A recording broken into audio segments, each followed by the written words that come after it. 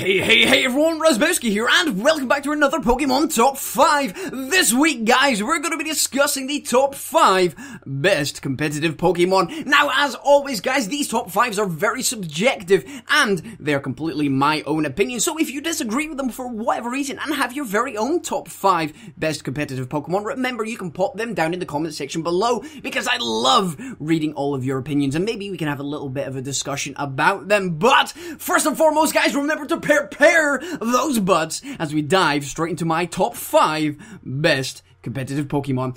In our number 5, guys, we have got Rotomwash, the beautiful, happy little chappy, who is a defensive monster. Looking straight at the base stats of Rotomwash, we have got 107 base stats in defense, we've got 107 base stats in special defense, and we also have, for the attacking side, 105 base stats in special attack. So immediately you can see that Rotomwash is a brilliant special attacker. But its use is not only there, it is a monstrous wall of a Pokemon, as you can see right there. In fact, it's such a good wall, it is a perfect counter to Talonflame, Garchomp, and Azumarill, which are fucking monsters in the battling scene. And what is great about Rotomwash is you can play a couple of different ways. First of all, if you want to go defensive, you can just give it the calm nature, and you can set it up with Hydro Pump, Volt Switch, Will-O-Wisp, and maybe even Rest.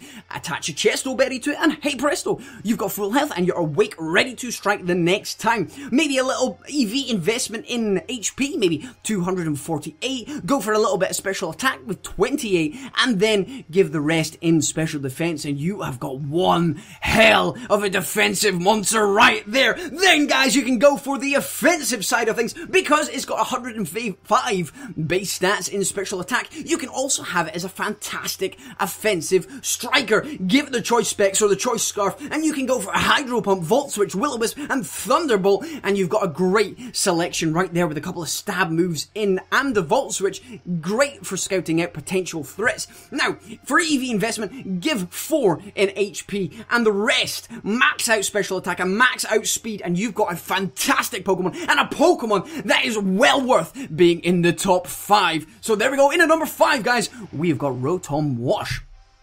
In at number 4, guys, we have got Mega Mawile. Now, before Generation 6, Mawile was a bit... it just didn't lack anything. It was beautiful. I love the design of Mawile. It is absolutely fantastic, but a base stats 380, that is just straight up booty. So, they changed it up for Mega Mawile. They give it an absolute beautiful design, and they boosted its stats up to a base 480. Now, that isn't that impressive, but coupled with a base of 105, you have got the new ability of huge power. You have just turned Mega Mawile into an absolute monster right there. Coming to the battle, you've got the Intimidate, lowering the opponent's attack straight away. Then you've got the Mega Evolution into the huge power, and you have got a monstrous Pokemon right there. It has got a great typing. Steel Fairy, holy shit, that is absolutely fantastic, which gives you plenty of opportunity to set this monster up. You have got Play Rough, you've got Iron Head, you've got Sucker Punch, and you have got Swords Dance. Get a couple of Swords Dances up, and your attack is going to go through the fucking roof. Yes! Then you've got obviously you've got the Stab with the Play Rough, destroying dragons right, left, and center. You've got Iron Head, which is Stab as well, for any naughty little fairies that want to come in against you.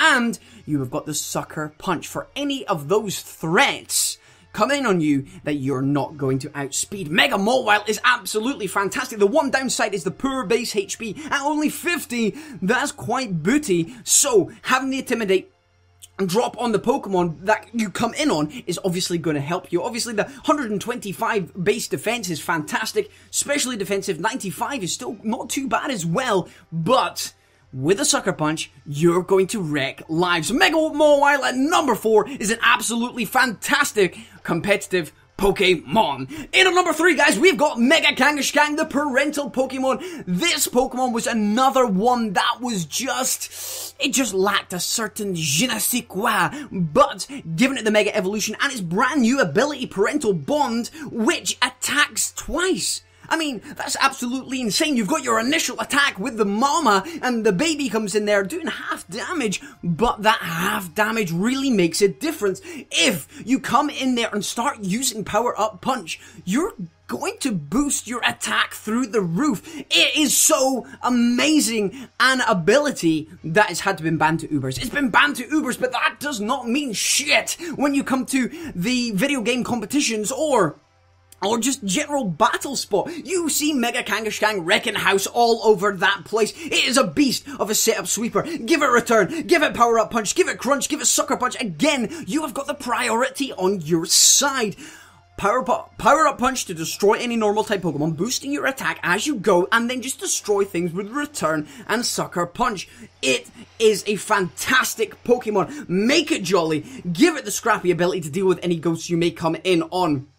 Max out attack, max out speed, and put the rest in HP, and you have got an absolute monster Pokemon right there.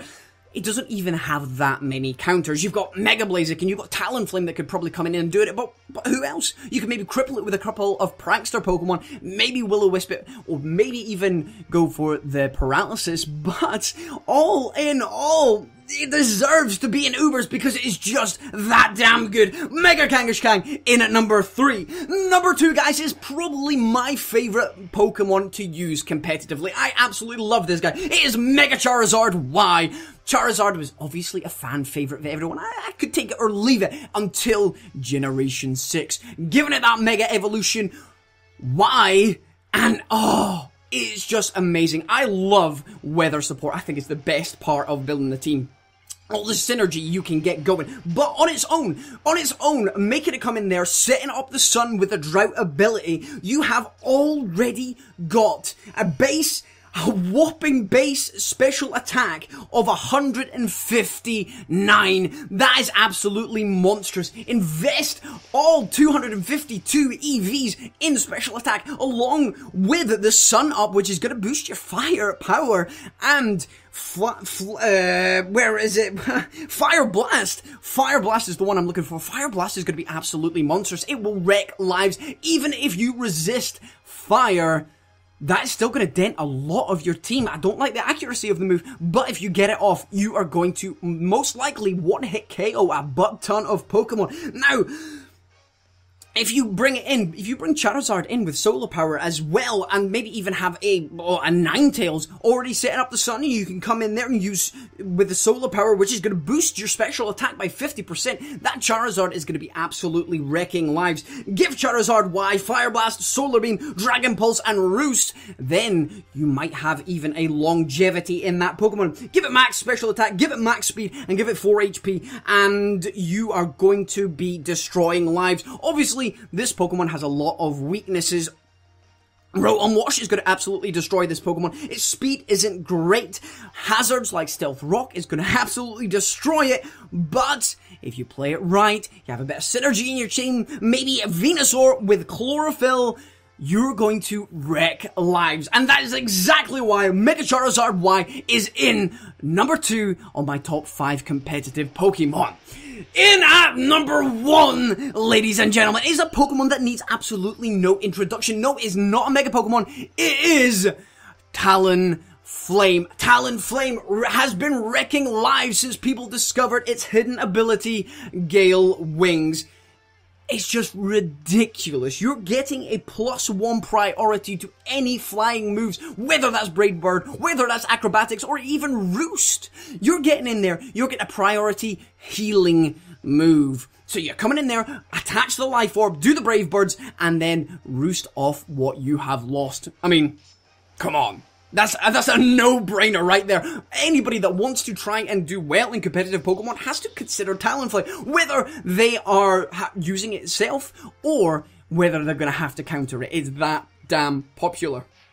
Looking at the stats for the competition recently, can't remember what one it was, but I think in the juniors and the seniors, Talonflame was in the top 3 Pokemon used. It is that prevalent in the metagame. You have got Gale Wings, which is going to absolutely destroy any Pokemon out there. Now, for sets wise, you're going to give it Life Orb, you're going to give it Swords Dance, you're going to give it Brave Bird, you're going to give it Fire Blitz, Flare Blitz, and you're going to give it Roost. It is going to absolutely wreck lives if you time it right. If you time it right, because Talonflame's base attack is actually only 81.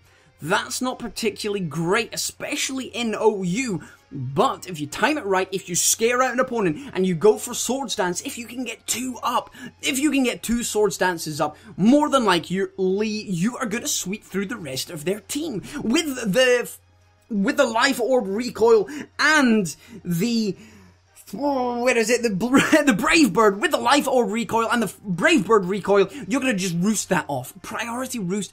Talonflame is an absolute monster, and Stealth Rocks is the only way to stop it. Well, it's not the only way to stop it, because we already talked about Rotomwash being a perfect counter for it, but if you got Stealth Rocks on that team, you need to use it against a Talonflame. But either way, ladies and gentlemen, Talonflame is number 1 on my top 5 competitively used Pokemon. It is an absolute beast.